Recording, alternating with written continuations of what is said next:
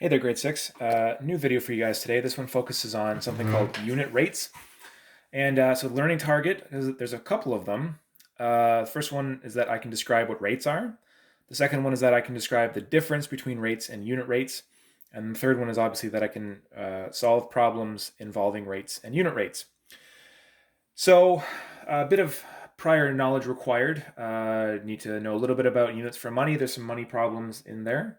Units for distance, so things like kilometers, meters, centimeters, millimeters, and then units for time, hours and minutes. So those are just kind of the prerequisite skills. So where we start is with rates and unit rates. So rates are, they're like ratios.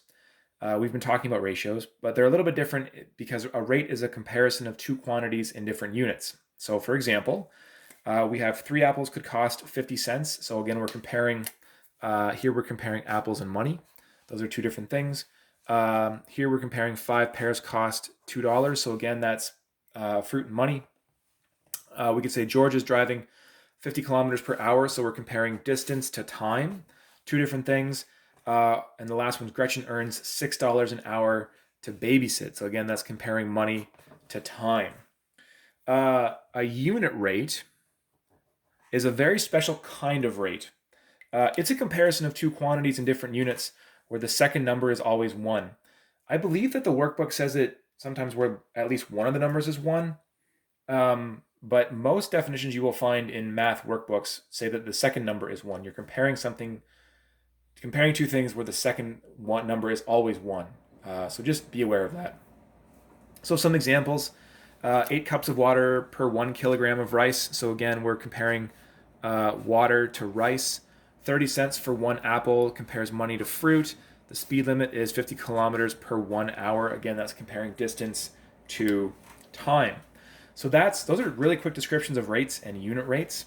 This is going to probably be a bit of a quicker video today. So what we're going to look at now is just how to use unit rates with ratio tables. And this is the last slide, and basically you're going to just do the practice after that. Knowing a unit rate can help determine other rates.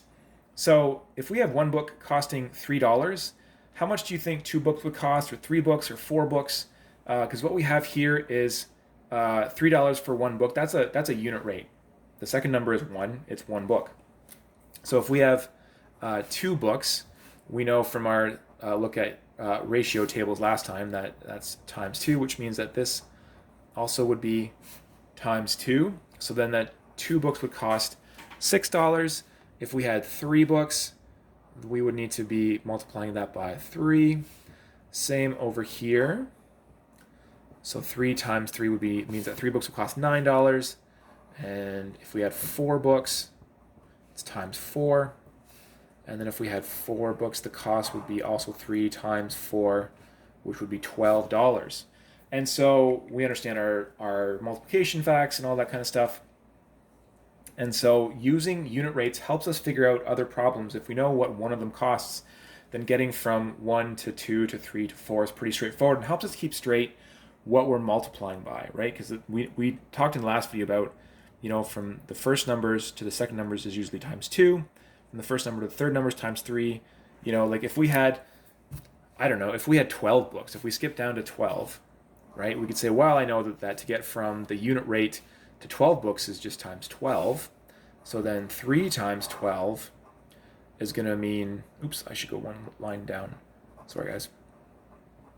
There we go.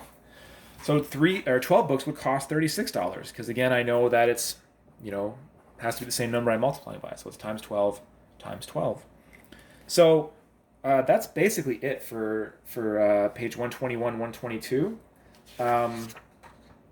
Yep. There's some word problems there.